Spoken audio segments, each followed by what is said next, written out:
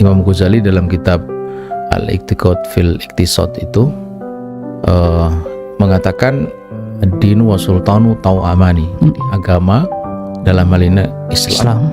Dan sultan atau kekuasaan itu seperti saudara kembar.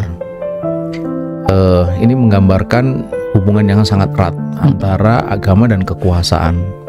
Seberapa erat digambarkan bagaikan saudara kembar tadi itu. Kalau bahasa kita itu dua sisi dari keping mata uang, ya, tak terpisahkan.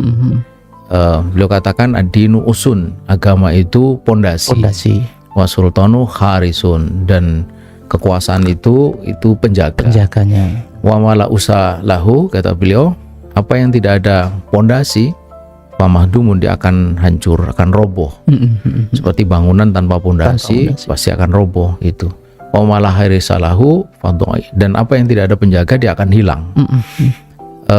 Jadi ini satu hubungan yang organik, yang tak terpisahkan, seperti digambarkan tadi, seperti saudara kembar dan seperti dua sisi dari mata uang.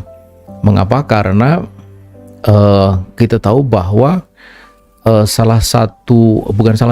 bahkan yang boleh kita sebut dengan istilah tugas pokok dan fungsi dari kekuasaan itu, sebagaimana disebutkan oleh Imam Al-Mawardi di dalam kitab Al-Ahkamus Sultaniyah, itu adalah khirosatuddin wa siyasatud dunya bidin atau bihi, yaitu menjaga agama dan mengatur dunia dengan agama itu. Dari sini kita menjadi tahu bahwa hubungan itu memang hubungan yang sangat lekat, ya, hubungan organik yang tak terpisahkan.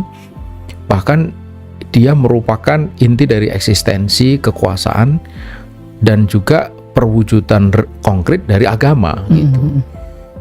Fungsi utama dari kekuasaan adalah tadi menjaga agama.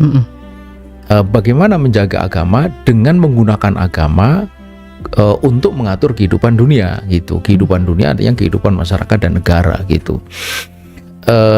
Karena itu dalam Islam tidak mungkin ada kekuasaan tanpa agama, atau tidak mungkin dia meninggalkan agama.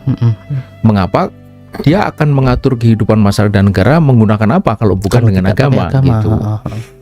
Dan juga tidak mungkin agama tanpa kekuasaan. Kenapa? Karena agama itu adalah kalau bahasa ininya dia risalah yang terdiri dari dua bagian besar. Kalau kita meminjam istilah Syekh Muhammad Saltu itu akidah dan syariah. Dan fungsi utama dari syariah adalah mengatur kehidupan manusia. Mu'alaja limasyakilil hayat, pemecah problem kehidupan manusia. Jadi syariah itu dia akan nampak ketika dia digunakan gitu.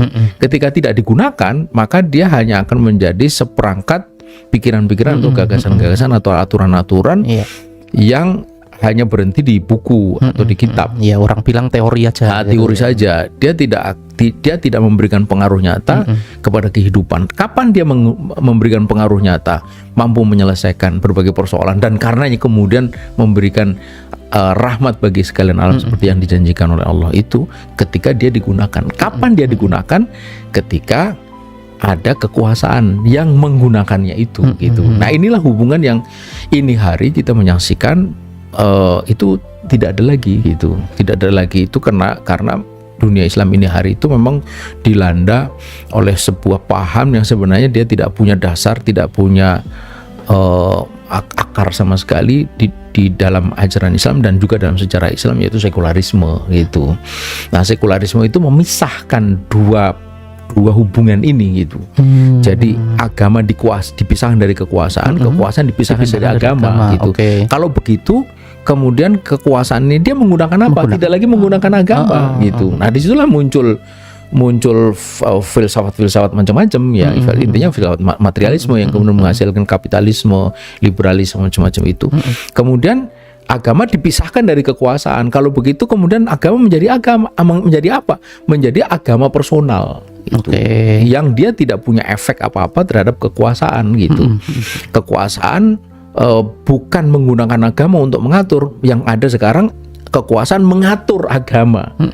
Aslinya kan agama mengatur gitu. Sekarang agama diatur oleh kekuasaan. Contohnya ya bahwa Anda boleh menjadi muslim tetapi muslim yang begini ya gitu. Itu membuktikan agama ini diatur gitu.